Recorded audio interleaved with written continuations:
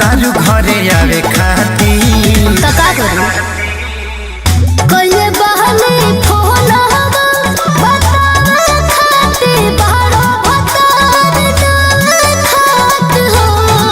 हम कर रख ले हब दोसर गेहूं डाल खाती हो कि मदद रख ले हब दोसर गेहूं डाल खाती हो।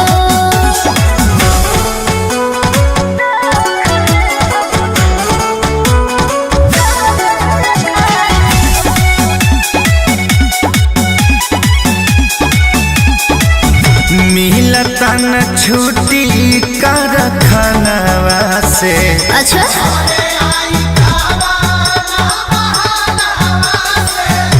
रहती तो हंसुआ न धरे देती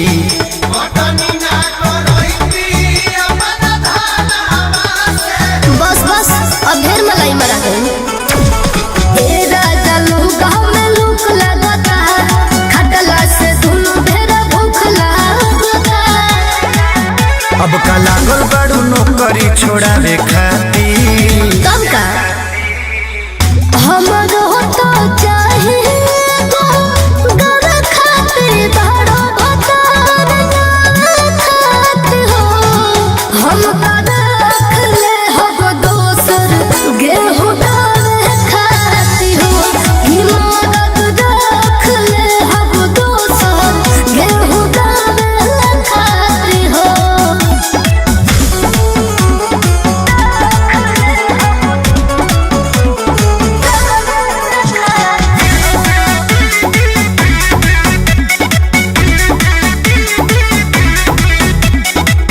हमके छोड़ के दोसर जदी खास होई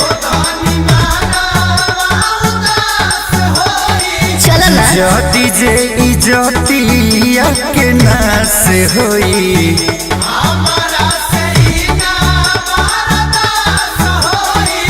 बर्दाश्त करे के पड़ी कृष्णा बेगर देखे सारी हो